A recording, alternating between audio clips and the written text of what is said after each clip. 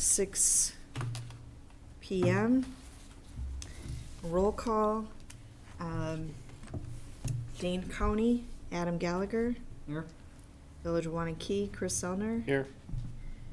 Wanakee Community School District, Dave Betcher. Here. The Technical College, it appears to be absent. At this point, I would look for having a quorum. I would look for an appointment for chairperson. I'll motion to appoint Chris. You want it? Is there a second? Second. All those in favor? Aye. Aye. I guess. Opposed? Okay, motion carries. And I need a motion to appoint a public member, who is Jim Alvacro. I'll motion to appoint Jim then. Motion by Adam, Second. second by Dave. Second. Call the Okay. question. All in favor, say aye. Aye. Aye. Opposed? Ayes have it. Come on down. Okay. Okay, first item then we have is review minutes from 2017 Annual Joint Review Board meeting. Anybody have any questions, or we just assume we need a motion then to approve? Okay. So moved. I'll Motion by second. Dave, second by Adam. Any other comments? Call the question. All in favor, say aye. Aye. Opposed? Ayes have it. Next, we got review annual PE 300 reports and the performance and status of tax incremental districts numbers 2 through 7. You're welcome to turn Mr. over the Harrigan? mic. Thank you, Mr. Chairman. I believe everyone here has a copy of the hard reports that we brought with us this evening. And I'm going to just summarize these and. Mike, do you want to just introduce yourself as well? We are recording the meeting, so we'll be posting this on our YouTube channel, if you could. I will introduce, my name is Mike Harrigan, and I am representing Ehlers and Associates. We are the financial advisor to the village, and we have assisted the village with the creation of these tax increment districts, as well as with the preparation of the necessary reports that I'll be reporting out to you about tonight. And so we'll start with tax increment district number 2. And this district is maybe, Todd, if you wouldn't mind pulling up the map on page 3 of that report, just so that people have an idea of the location of this tax increment district. This is popularly referred to as the Arboretum area tax increment district. This district was created in the year 2000 and was amended in year 2012.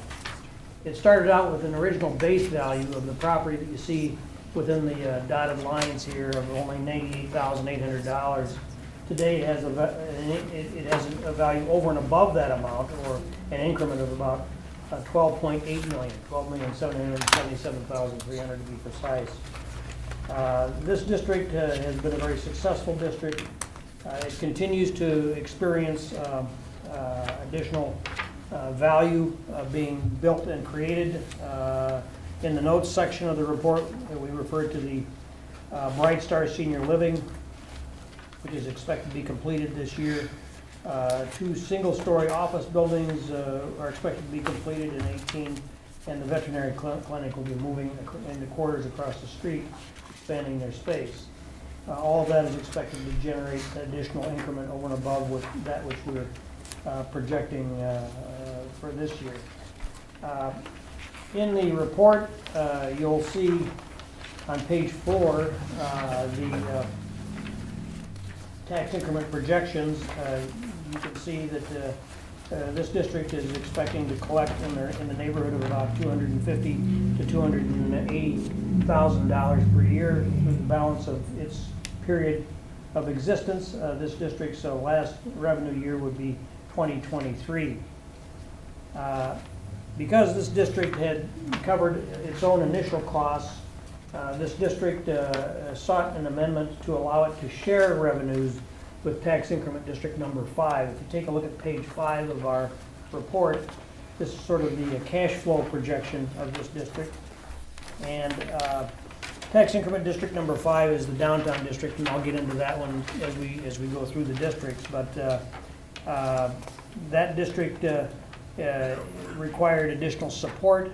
And this district is providing some of that additional support through the balance of its remaining life. And so you'll notice under the expenditures column, transfers to tax increment district number 5 as indicated in the plan.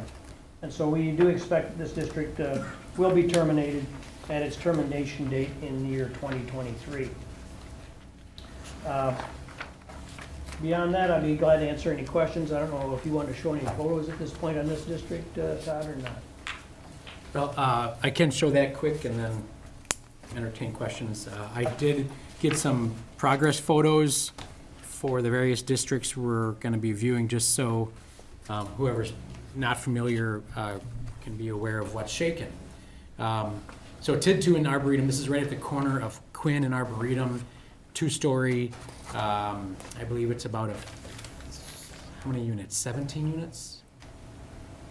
Anybody remember how many units in here?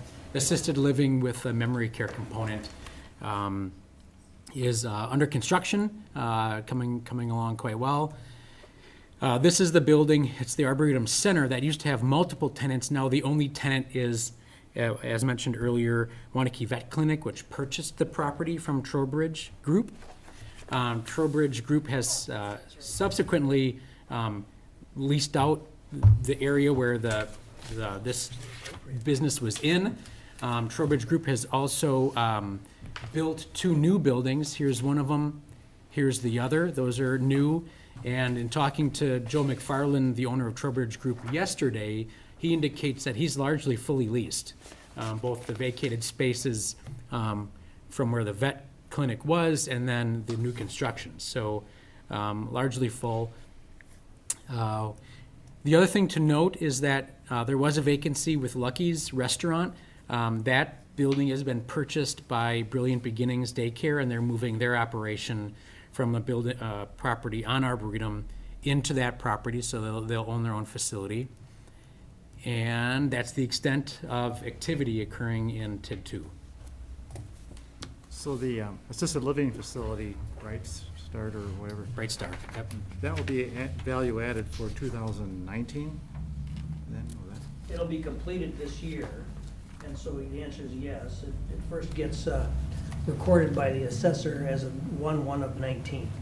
Whatever is actually on the ground as of January 1 in any given year is what's booked and then used for purposes of the tax roll in December of that year and then collected the following year. Okay. I think it's supposed to be done this year, I think. So that will be, so you don't add that to this chart because officially it's not opened and you, It's not on the tax roll yet. okay. So that's going to further help this TIF. Yeah, that property as well as the 2 new buildings that Trowbridge built. Those opened in early summer, I think. Okay. And so all the additional revenue generated for that will also go to District 2. Everything. To 5. Goes to To 5. Yeah, I'm not sure exactly how things are moving, but So this District 2 received authority from this board as part of the amendment to allow it to transfer funds to tax increment district number 5. And so that's what will be happening each year for the balance of the period of this district's life. So that's why it shows that the ending fund balance at the end of 17 was 0, because whatever it has left, it gives everything to 5. You know, after it pays its own administrative costs and whatnot. And then everything else goes to 5. I think we are planning to take a look for the village board at the conditions of TID 2 and TID 5 simultaneously and consider whether there's opportunities for the good of the village tax base to close one or the other sooner. So that's under evaluation. When do you hope to? I hope to have that for the August 6th board meeting. So certainly we'll look to, A couple scenarios of, if the sharing stopped earlier, what would that mean for TID 5, that type of thing. Any other questions? Dave? Anything? Okay. Okay, next is tax increment district number 3. And the map has just been brought up for that district, which is on page 3 of the TID 3 report. This district is referred to popularly as the MLG Industrial Park District. It was created originally in the year 2000 as an industrial district. Was amended again in 2004 to add the territory on the right side of the map into the district at that time, along with additional project costs. The district started with about $630,000 in base value. It now has a little over $31 million of value over and above the base. We do expect that this district would continue on the basis of current projections through the year 2023, and then the final revenue year would be 2024. We do have some additional development that's in here. I'm going to direct you to particularly page 4 of this document. During calendar 2017, there was a project referred to as a Madrax company, and that amounted to about $1,700,000 of additional value in 17. Will appear 1/1 of 18.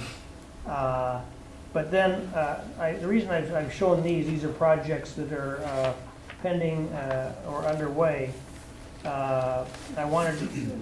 wanted to be able to show the village what the effect of these would be, because these will help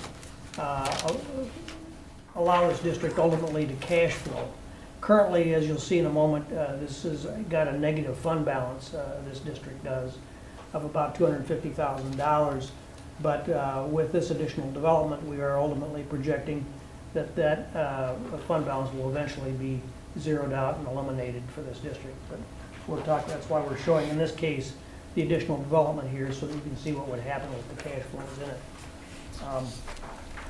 The following page is just a projection of taxes again, then that would be generated. And in the green column on page 5, you've got, it indicates that we'd be, once these projects are completed, we'd be up in the range of approximately $800,000 a year in tax collections from this district. What that results in, if we take a look at the spreadsheet on page 6, I kind of want to walk through that one a little bit for you. Starting from the left and working right, we've got our tax increments from that prior page showing here. We have a little bit of computer aid that comes in, but the next column is unique to this district in that as part of the development agreement with the developer, with MLG at the time, they agreed to cover shortfalls for their projects in this district if we had a gap. And so there has been that gap. There's a letter of credit that the village has on file that's able to draw on in order to help reduce any contributions that would have otherwise had to be made. So we are expecting these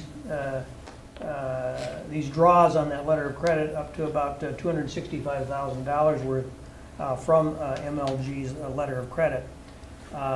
We have these further to the right then, we have these outstanding obligations, the outstanding balance on these bonds, as well as these pay-as-you-go notes to the developer, and then there was an advance from the village to this district of about $437,000 that's expected to be repaid by the district as well. If there's any money left at the end, the expectation of the developer was that they would have the right to get repaid any advances on that letter of credit. What you'll see here is that we do show a partial repayment of that advance in the final year of about $123,000 back to the developer based upon these cash flows. You can see in the fund balance column over to the right, we are starting out with a negative $253,000 balance that will grow, but then ultimately get repaid in full in our last revenue year. based on these projections.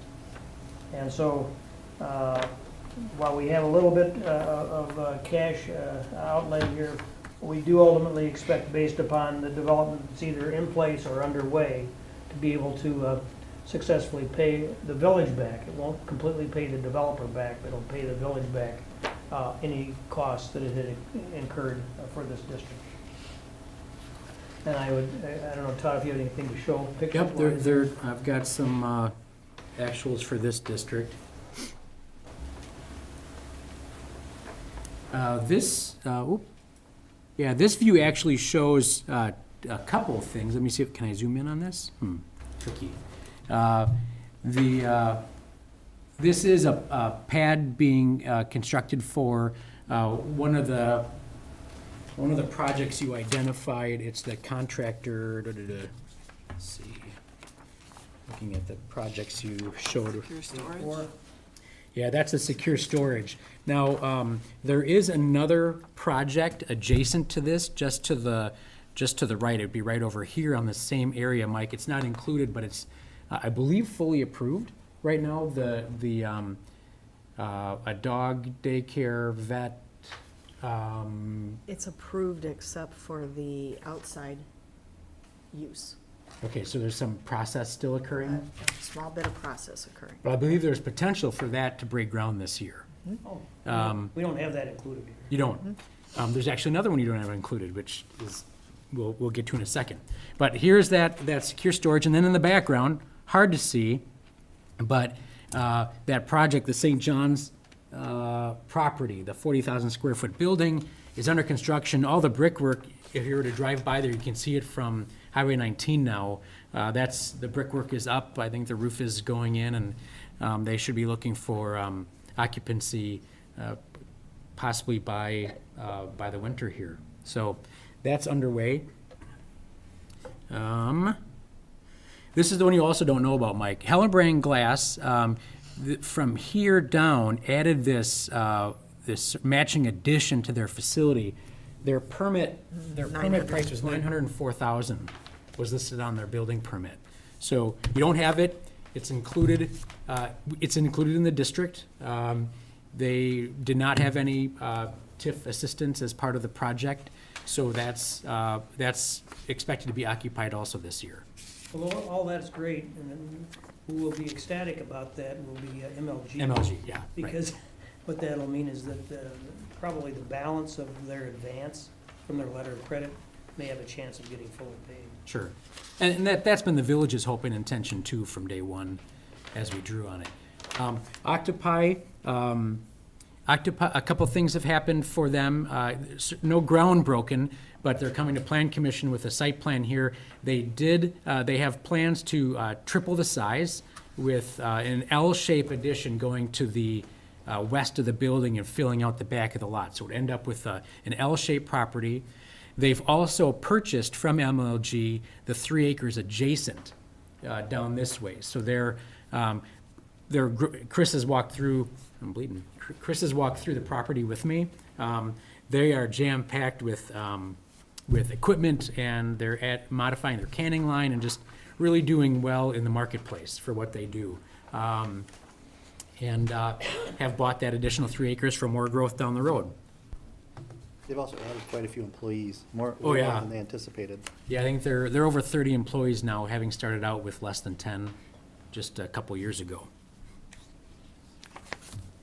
And that's what I have for that district, Mike. All right. Are there any questions about our report?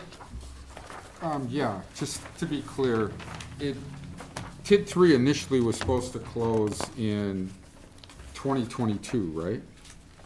No, hold it, 2023, right? The district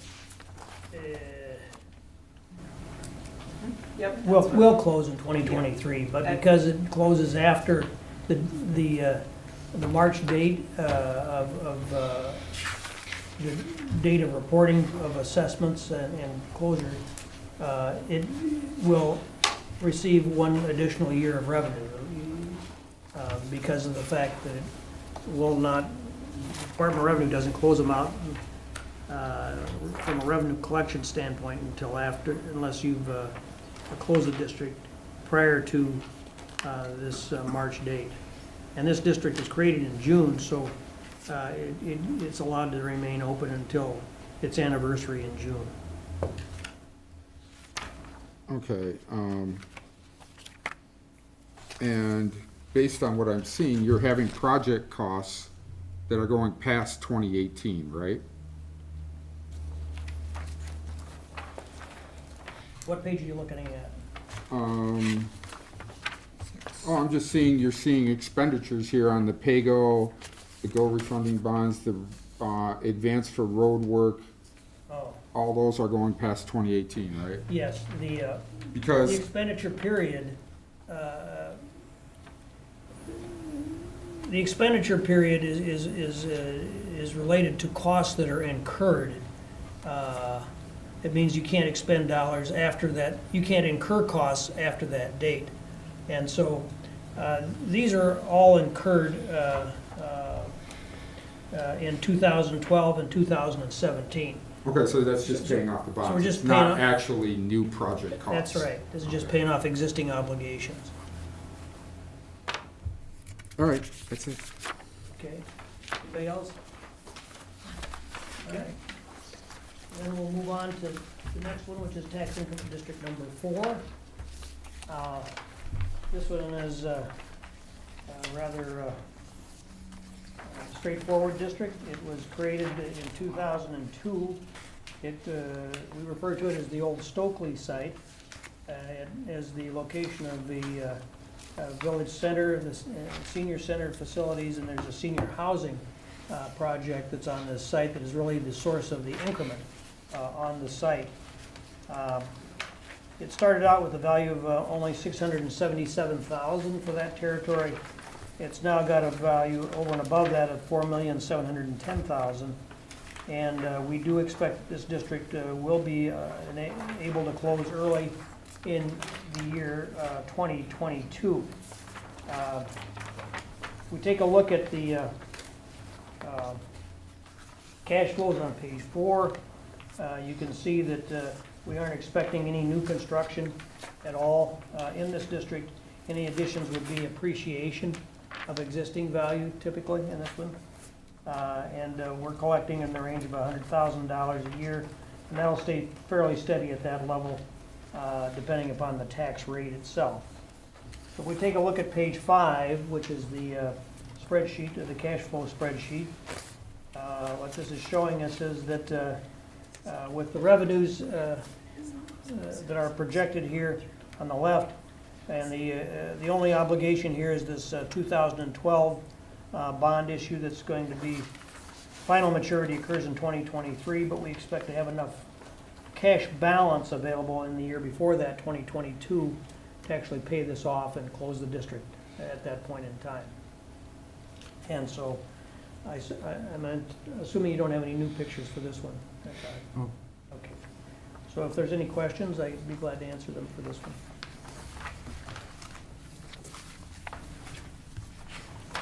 Okay. All right, with that, then, we'll move on then to tax increment district number 5. This is the one, again, that we referred to earlier as the district, it's the downtown, popularly referred to as the downtown district. This is a blight elimination and rehabilitation district. It was created originally in 2004. It had an original base value of $27 million, a little over $27 million.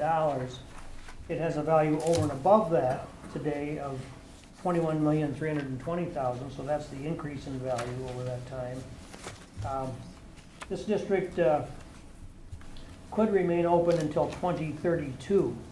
Based upon the current cash flows and based upon what we know about development today, we actually still expect this district to be able to close a little early in year 2026, and we'll talk about that further in just a minute.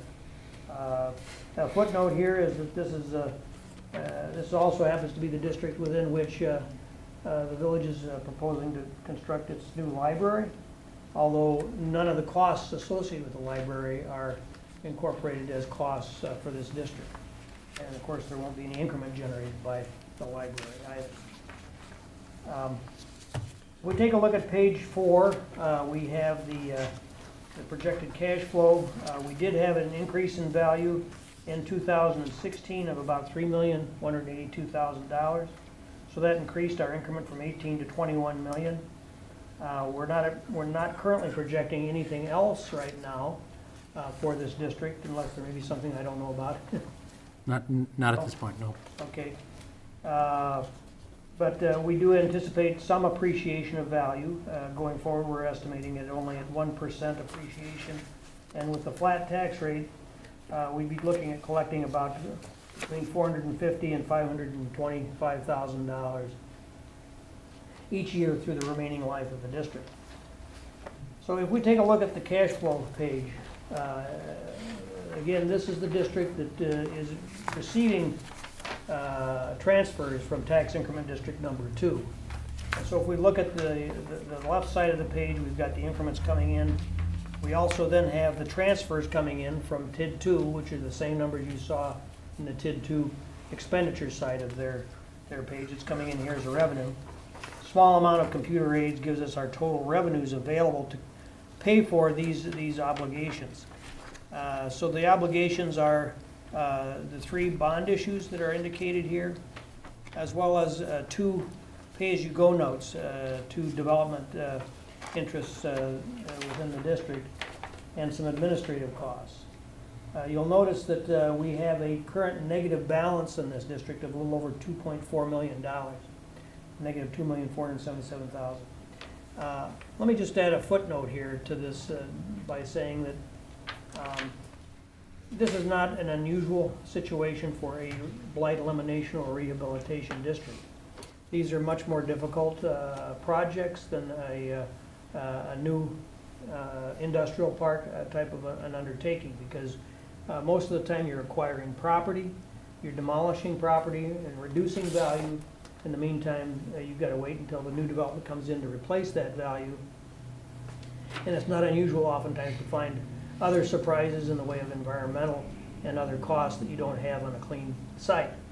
And so these add to the burdens of making these things positively cash flow. But absent this tool, those properties would continue to languish, and the values would continue to go in the other direction. So this gives the village the opportunity to address those things, and with the assistance that is coming currently from tax increment district number 2, we do project that this district eventually would pay off that negative balance, and also all of the existing obligations. There'd be enough cash available as soon as year 2026 to cover the outstanding principal and have a little bit left over. And so as Renee goes through her analysis on the interplay between tax increment district number 2 and number 5, what she'll be doing is eliminating or ratcheting down the TID 2 here to see what that would do to the extension of time in this district. Because if you take that money away, it's going to mean that balance doesn't get paid off as quickly, and this district would have to be kept open longer. So that's the trade-off, is the by making the transfer, you get both districts closing a little earlier. By not having the transfer, that one closes even faster, but this one closes slower. So she'll provide that analysis. That's about all I can tell you about this, unless you have some questions. Yes? Just a general question. When you have a negative balance in the cumulative, how do you pay your bond obligations then? And as I look here, I see revenues of, for example, 2018, $749,000, and the expenses are $311. So it's a difference of $338, and that's how much the cumulative balance has gone down. At the same time, the outstanding principal on the balance, the debt has gone down. So I was wondering, where do you get the money to down pay the debt? Well, it's coming from the $749,000.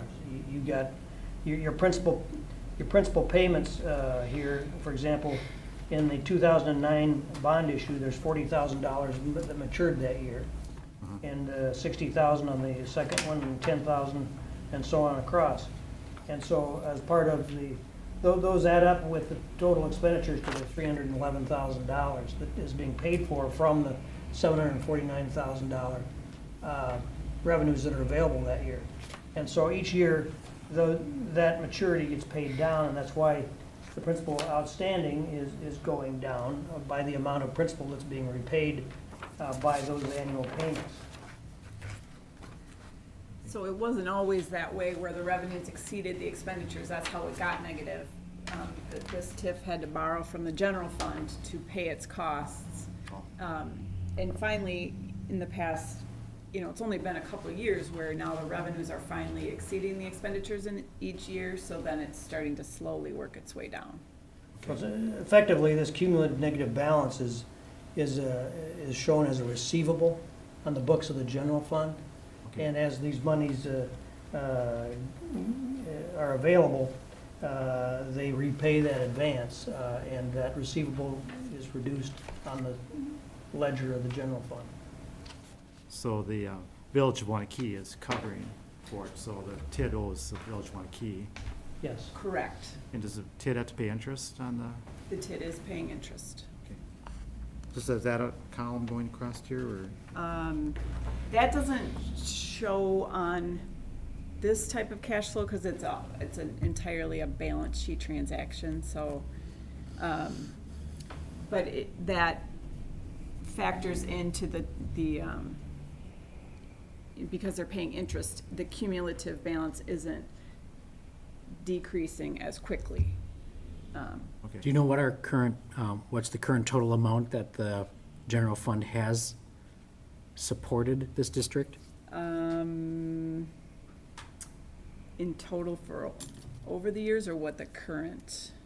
Yeah, what's the outstanding balance still owed the general fund from this district? It would be pretty close to what this negative number is. Okay, so that's reflected by the negative. Yeah, Is that what you're trying to get to, Jim? so as long it's as- about 2.5 million that TID 5 owes back to the general fund. So as it now has more revenues than expenditures, it's paying that back, and that decreases the negative.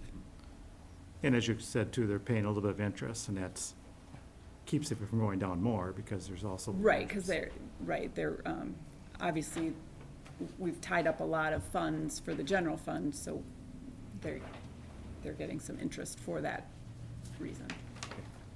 Thank you. Any other questions on this one? Okay, we're getting there. Tax increment district number 6. This one we refer to as the Kilkenny Farms District.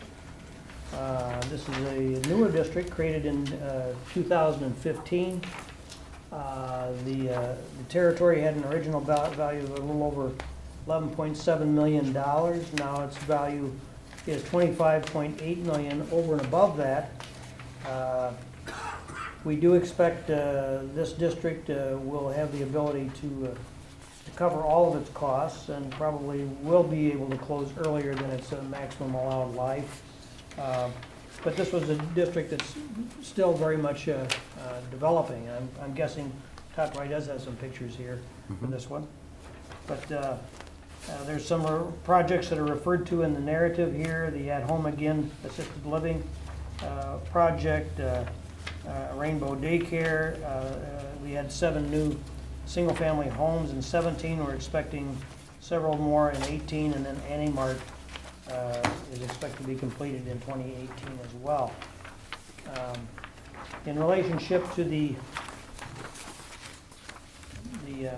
revenues that are being collected, as indicated on page 4, this is going to generate, it is generating in the neighborhood of $550,000 a year, and it's without taking into account that additional development that's already underway.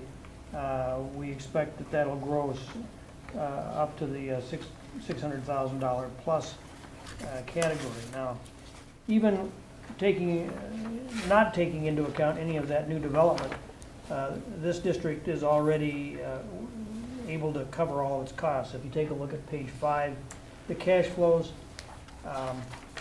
tax increments are there. We don't have any other real significant revenues other than interest on fund balance and computer aid.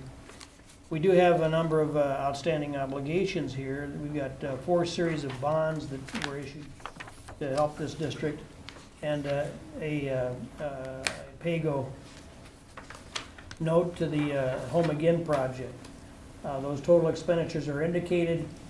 We actually had a $711,000 positive balance at the end of 2017.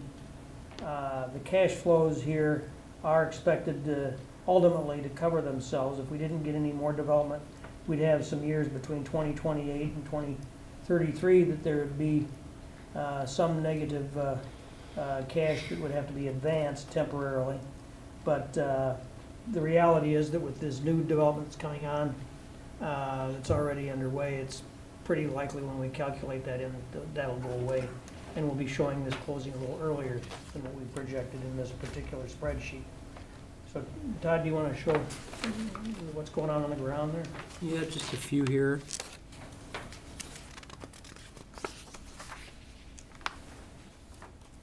Here's a view of properties, again, completed in 2017. These are on the roll, not new value to be added to the numbers. They're already included in the numbers. So Rainbow Daycare, Chris, I sent you the presser on their ribbon cutting. I think it's next week or the week after, but they're ready to do business. Behind that is the At Home Again project, which is about, I think it's 73, 74 units of assisted living, and then memory care as well. Beautiful facility. If you ever have public tours, it's worth viewing. Very impressive in terms of the methods and the technologies in that facility. This is a view from Waterwheel looking north at the Animart building that's completed with its one tenant now, Animart, and space for additional tenants. And then in addition to that, here we are looking at Waterwheel. This would be, here I'm standing, this photo is taken from, let me go back to the map. Whoop. So that's standing here, looking this direction. Back to that. As you can see, we've got development on the ground. Oop. And active construction occurring. So Mike referenced a handful or a couple handfuls of single-family properties. Altogether, I believe there are 58 single-family lots included in the district. I don't recall exactly how many have construction on them now, but at least half, I'm guessing, have seen construction occur, be completed.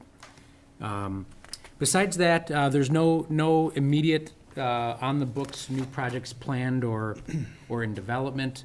The last that had been discussed was a convenience store just south of the bank, the new bank, Wanakee Community Bank. But we haven't heard anything on that for several months, so I'd say that status would be on hold at this point. That's the latest. Any questions on the report? Just a quick, why were there 2 different boundaries shown on the map? 2 different boundaries on this map? On this map.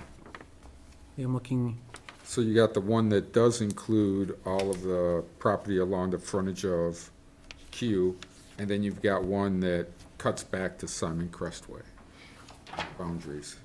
I was just wondering. yours why. looks different than mine. Yeah, Mine looks like his. Yeah, I have the same. yeah. The printed let me take a look at that one. The printed version is definitely Two different. sets of lines here. So there's Light green and dark green. There's 2 different, the boundaries of the development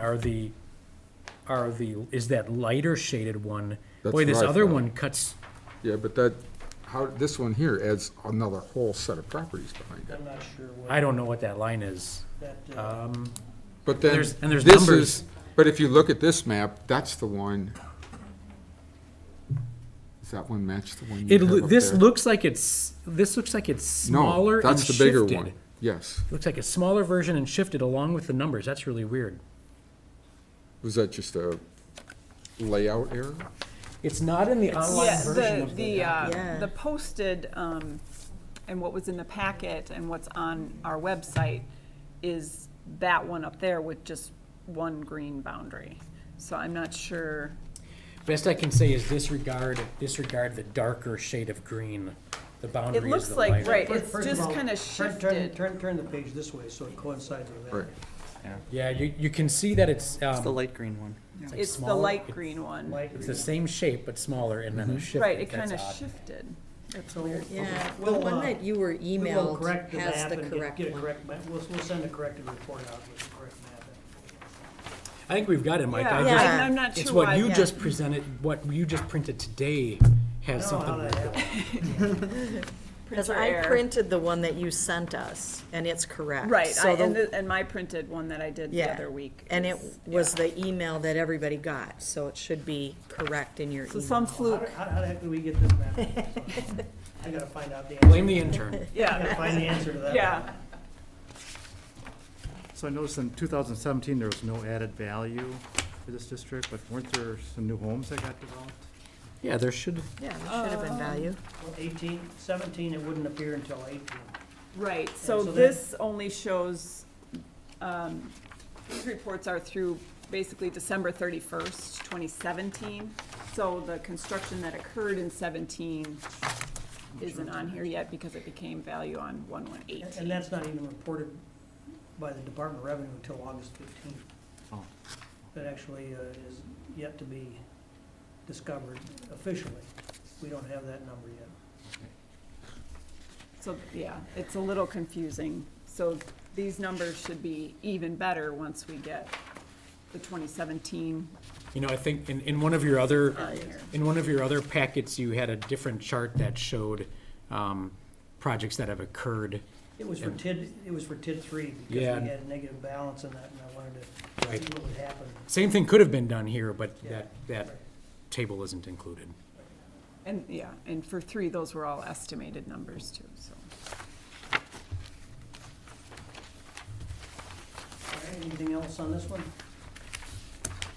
All right, last but not least, tax increment district number 7. This is the district referred to as the Renew Air District. It was created in 2016, and we had an original base value of $4,445,000. As of 1/1/17, the only recorded additional value was $387,000, but during 17, and what we expect to occur as of 1/1/18 is just shy of about $6 million of value there.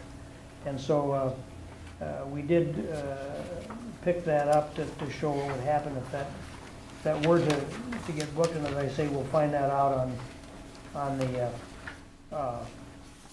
15th of August for sure.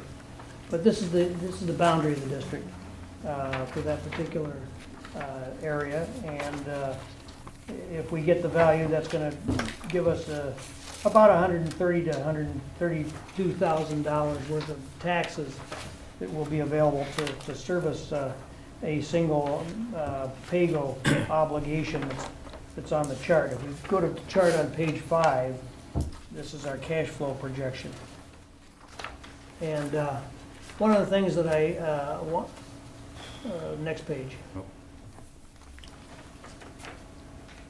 So it's the same setup. On the left, we've got the revenues and a little bit of interest earnings, some very minor administrative expenses, gives us our net available revenues.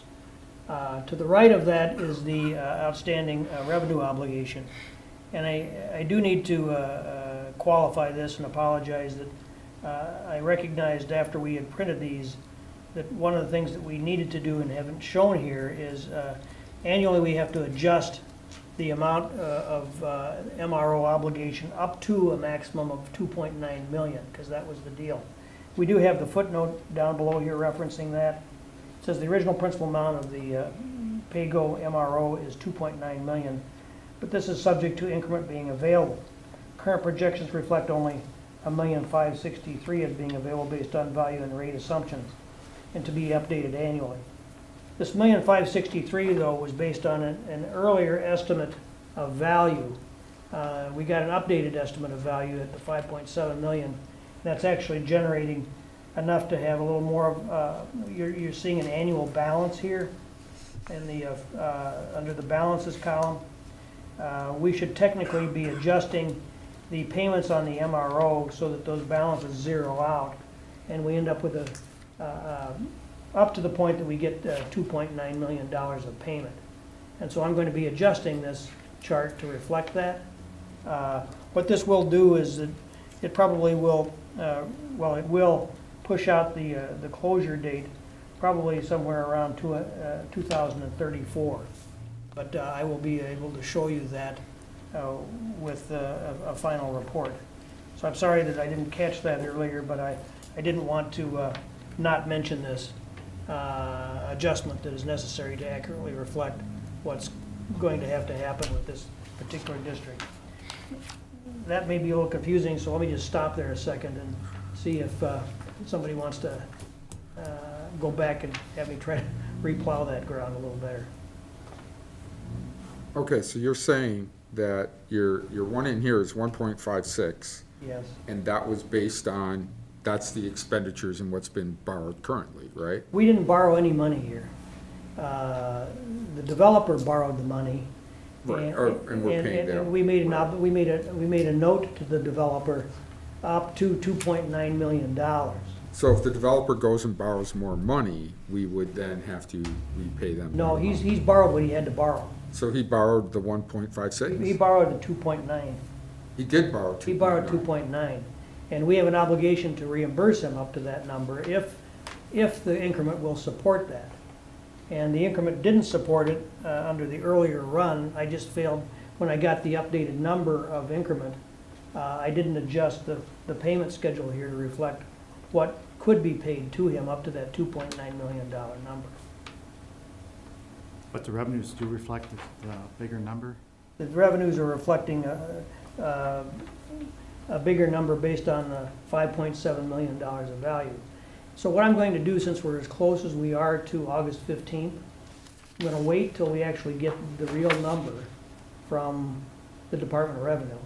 And then we will rerun this calculation. We'll create an updated report and we'll send it to the Joint Review Board so that you have a number based on actual certified value from the state. And it shouldn't change much after that because the project's completed, right, Todd? Well, the existing project, but they have expansion anticipation Oh, on okay. the site. I can talk about that in a second. Okay, all right. Okay, so what you're saying is they did borrow 2.9, and your current projections in here, the tax increment number's not gonna change, right? Well, the tax increment number will change based on whatever the real value is that's certified by the Yeah, but state. it should be within range. I mean, We- we're not It should talking be a pretty massive close. change. These Yeah, it's gonna be preliminary pretty numbers. close to that number. Yeah, yeah. So it's fairly insignificant compared to the rest of it. And if you go to 2.9, you're gonna be looking at a yearly amount that's, what, 40% higher? than 2.9, that's almost double. So could we say roughly the expenditures column is just about gonna double, right? Shy of You're gonna that, have to yeah. break it out in a way that Yeah. almost doubles it. Yeah, yeah. Okay, so if the numbers stay the same on the projected revenues roughly, and we double the expenditures,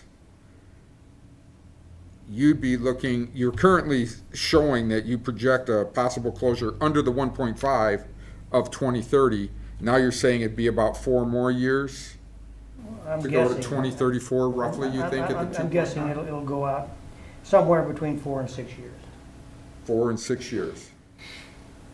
So if I'm seeing $150,000 coming in each year, how am I paying another $1.4 million on a $150,000 income in 4 years? Well, I don't think that we would get up to the full 2.9 million, even if you do your Right. corrections. We have to, he's only allowed up to that number. And it's gonna be based upon whatever the taxes are that his project actually generates. But it has to be adjusted each year, so as these additional if he puts on additions, as Todd is talking about, that would add to the calculation, and he may probably likely eventually get to the 2.9 million. Right, but when I add up just what's in the annual column, which is the excess that we're getting, I think it's about maybe close to a million or not even. So that would bring the MRO up to 2.5 million. Right? Am I- That sounds right, yeah. So it's the annual column, basically that should about zero out, and that moves over into what we would pay them back in the MRO column. Does that make sense?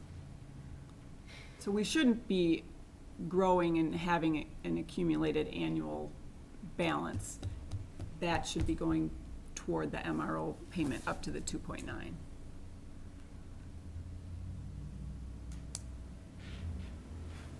Okay. It'll be easier to see, obviously, with the And- revised. Your MRO's number's gonna roughly double. You're saying your annual number is gonna be, Justifies it, Right, though. it's not, at this Looking point like in zero. time, it is not gonna double yet. There is not enough revenues to support that yet. And you're right, it will go to zero, the annual will go to zero. But the annual will go to zero, and basically that extra cost will go into the MRO column. And so, I'm gonna take back the statement of 6 years, it's gonna probably get us, we'll eventually get to that point with those additions, but this will take the full amount of the time to cover that. it's gonna go to 2044. 20, no, because the agreement only stipulates that they get paid through 20 years. Yeah, Oh, we have- 2039 is the expenditure period. Yeah, but the, But our But the agreement, MRO, our agreement, the village negotiated terms of the MRO with Renew Air that caps the amount they can earn at 2.9 million. It also caps the number of years during which they can collect it. I believe it's 20 years Yeah. is the max. They might earn it sooner, but if we go past that date, they're not able to collect any more. So we have this time period element and dollar limit element. so at the worst 2.9. case scenario would, 2038, roughly. well, Because 20, it started paying them at 2018, or does it start at 2016, so it'd be 2036? no, they haven't been paid yet, their first payment is shown here as 2019. because the first Okay. revenue is So just then- coming in now. Then roughly it ends 2039, Yes. Probably, 20 yes. years later, Yep. if that's Because right. that will probably be In the the worst first year case that they scenario. will receive a payment is 2019. I guess for clarity, in my mind, it would make no sense to run this cash flow projection sheet beyond 2039 then, because you're not going to be paying anything, right? Right. So for me, I guess I'd like to see that, if that's what the agreement is, it has to, no payments would be after 2039. This is a pay-as-you-go deal, there is no other bond, then this sheet should end on 2039. We shouldn't be showing up through 2044. That seems to be basically a year that can never happen. Well, there's still the final audit and things, I mean, so it's not gonna, that'll take place the next year. I mean, there'll still be some admin costs. Yeah, so A little 2040 bit- or whatever, but either a little bit way, beyond. we're I showing think up. all of these were run for their full life, no matter what happens, and that's why they highlight the year it would close. I'll agree with Dave that, Yeah. I think fair to say there's a Yep. better way to represent the mass of this information related to the MRO here. Right, Mike? Is there a way? Yeah, I think if nothing else, a better and clearer footnote explaining what's happening with the development agreement and the fact that no payments will be made on this in any event beyond year 2039. Right, because I mean, you're showing that in effect under the expenditures, Yeah. but there's no reason for it. Yeah, we'll make that clarifying statement in a footnote here.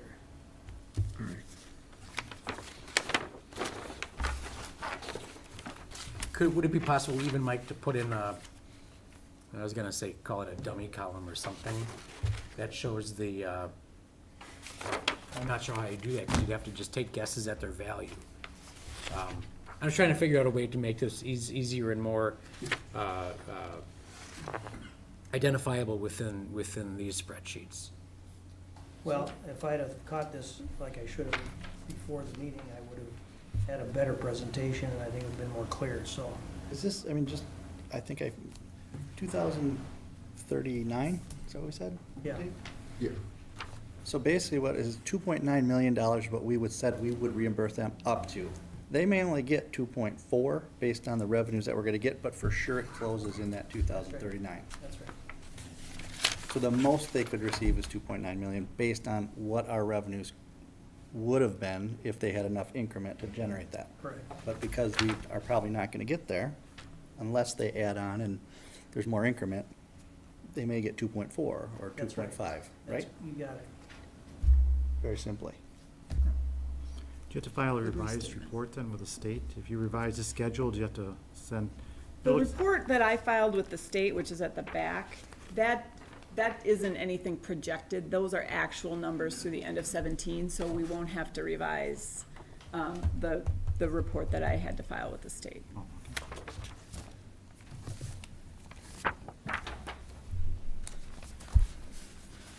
I have, if it's okay, I've got the original project plan. Can I spend just a little time walking through that? So I think that'll complete the picture. Dave, will that help? There's some aspects of the original project plan that I think Sure. might help here. Again, I think the challenge with Mike's job here with this audit or the documentation is it's a snapshot in time, which it limits us in our evaluation of this. Let me start by pointing out that here's what Renew Air is up to. They've got an existing building, which is now hard to miss because they've put kind of that lime green and blue paint along the top edge.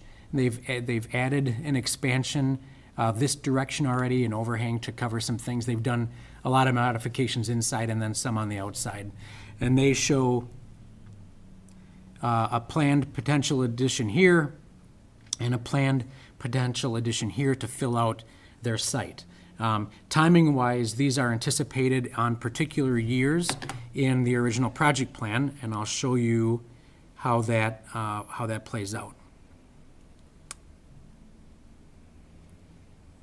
Okay. Here we go. That was it that you. Nope, okay. I got it right here. So here is, this is the way we work to lay out the initial project plan. Let me zoom in even closer. So we show three scenarios of value added. I don't know if, I'm not sure where this is gonna come out this Right, it's first gonna year. be close to that 5.7 million, because And- Julie and I looked up the preliminary And numbers. Okay. this was how we ended up with only 1.59 in the initial projection, because we were only expecting $3.9 million of value. That's all that would have supported. So now that we know that it's gonna come in closer to 5.7, what I should have done is adjusted the payment schedule to reflect what that 5.7 is actually gonna generate. So that's what's gonna happen with the next iteration. I would add then that in 5-year increments at year 5 and then year 10, Renew Air at that point had anticipated expansion, at least anecdotally, from the CEO, Chuck Gates. They're doing very well, adding employees routinely. He basically said he'd be surprised if it's that long before they hit expansion number 1, if not a bigger expansion all in one full swoop. There's no certainty on that, but that's anticipated, and their business is pointing in that direction. I'll then, But can you just go back just 1 second? So basically, based on the original projections of 5.3, 5.4 million value added, you've already exceeded that, right? 3.9 was the. The 3.9 was the That's the original initial, one, yeah. but we're saying that first one already pushed us to 5.7. Yeah. Right. So we've already jumped over already better what we than- thought the yeah. 2 expansions were gonna be, Correct. okay? Well, No. no, the original. The original very was first amount. 3.9, now it's 5.7. They're still gonna, Right. they still are planning to add the 4.3 and the 5.3, which may be more even at this point with building costs, but. So that will. Oh, so the only 4.3 was an additional value added, not total value added from first Right. year? Okay. Now I understand that number. I would note that the value add wasn't all due to construction. Their purchase price was higher than assessment, so that had a impact on revaluation of the property too. So that's all an aspect of how that played out, so. Continuing down, I think this will help to show the play out of those potential values, and as it works across the page, there's the increment generation based on those 3 moments of added value. Those are assumed in here.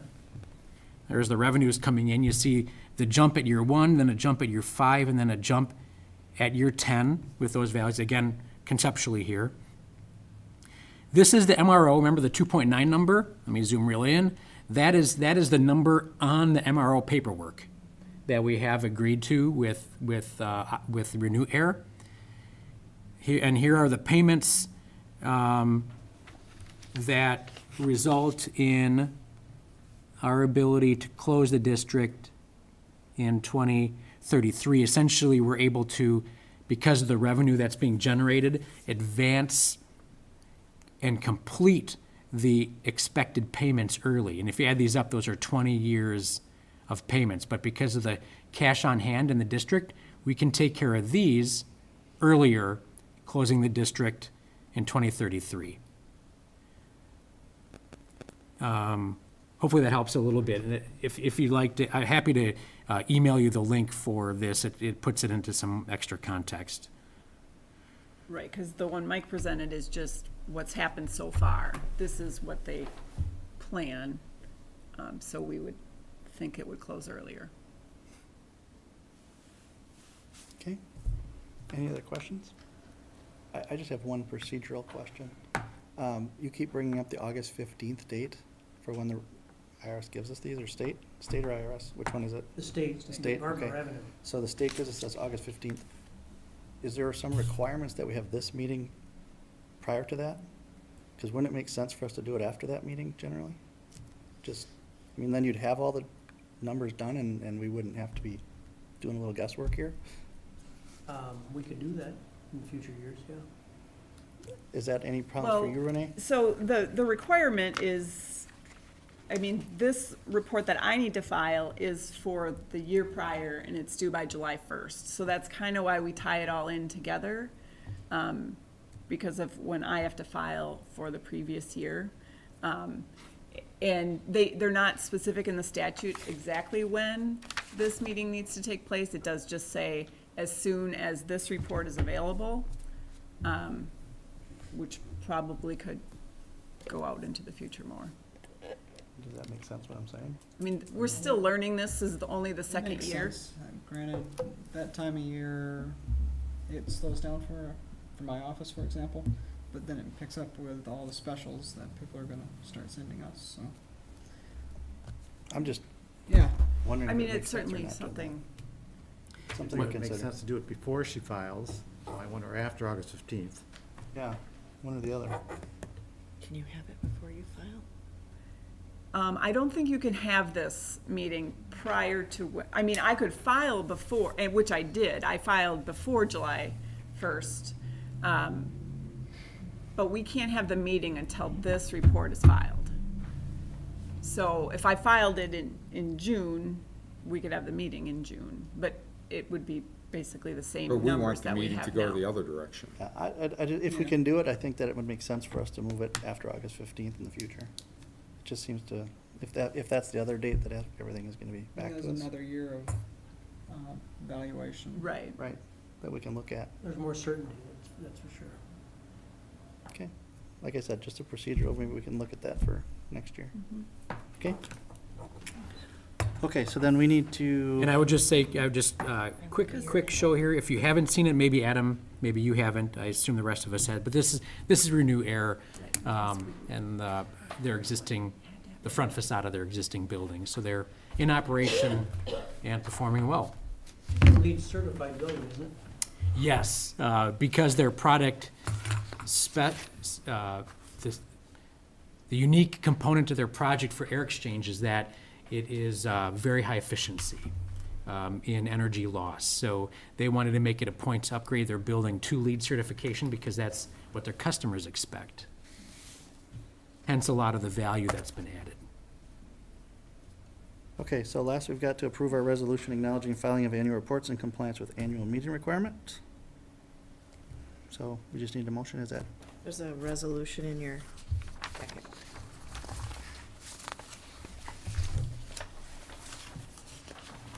I'll need your signature on it before you Okay. leave too.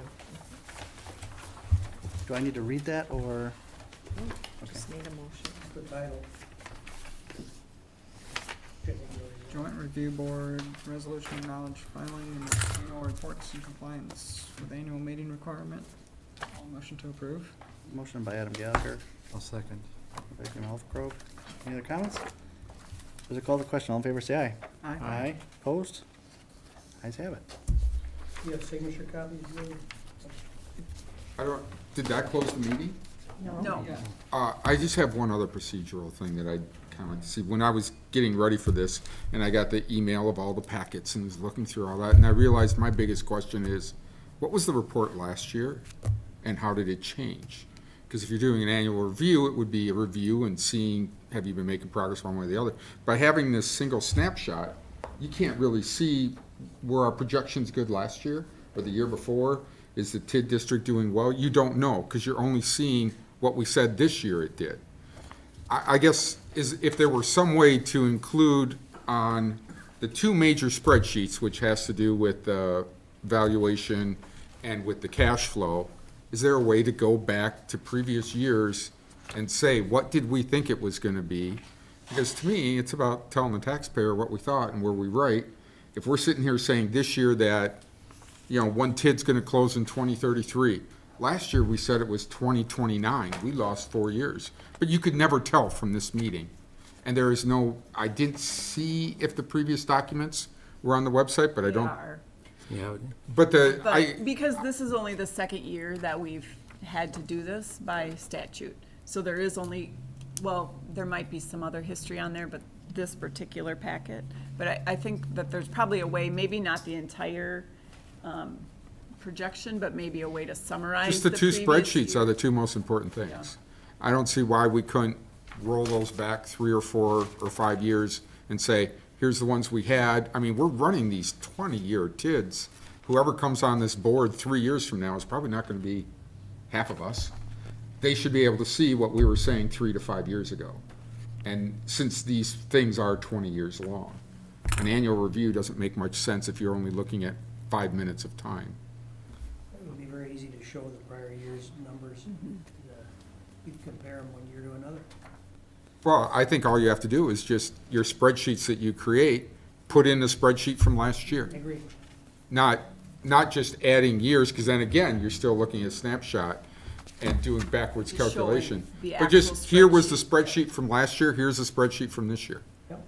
And you'd be able to have a better analysis of, are we So on look at target or are we losing ground? So you're looking at last year's projections versus this year's projections? Right. Okay. That would seem to me a more accurate review than just saying, hey, look, the numbers look good this year, because we have no idea what we said last year. I think it's actually projections to actuals into projections again. Right, to both, yes. Yeah. I think the answer Actuals is to what you projections suggested. to Throw actuals. throw last year's spreadsheet in here. Good point. Thanks for the clarification. Sure. Anything else, Dave? No, luckily I have a school business administrator who had all the ones from 2013, 14, and 15. So I had a lot of fun. The problem is, all the sheets were different back then. Right, because this format has only been for the past 2 years. Okay. I would note for all involved and those watching that the village website, if you type Wanakee TIF, likely the first link that will pop up is going to have a review of our districts from number 1 to whatever our last one is, number 9.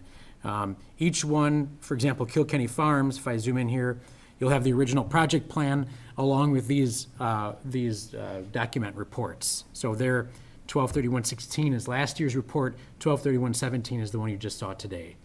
In other cases, some districts have been, amended, and those project plan amendments are also included on the website under each district. So that's available to the public now. And can I add one more thing? So we didn't discuss TIF 8 and TIF 9. Those were just created this current year, and so they're not required to do the Department of Revenue filing till next year. There's really not enough data to speak to it, but the project plans, which have the original projections and everything, are available on the website for people to peruse. And with that said, I have some photos A good lead-in. of this district. It's a good lead-in. So the kind of the impetus on this district was the Hovde project just north of Quick Trip. Here's the lower.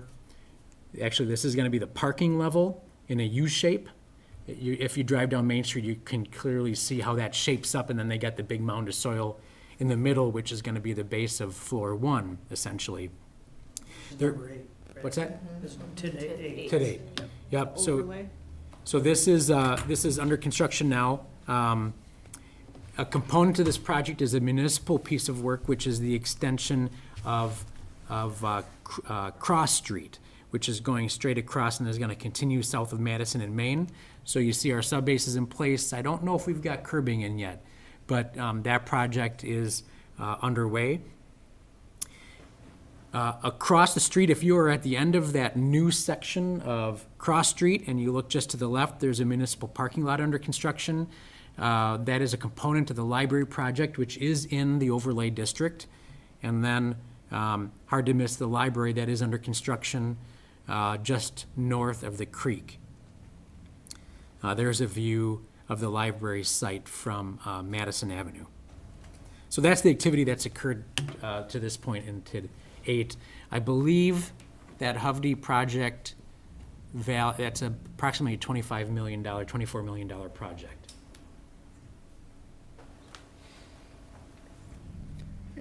Is that everything? Yep. Okay. All right, any other comments? Otherwise, we look for the last motion. To adjourn. I move that we adjourn. Motion by Jim Second. Oakrip to adjourn, Dave Better, seconds. All in favor, say aye. Aye. Opposed? Ayes have it. Thanks, everybody. And you need a signature.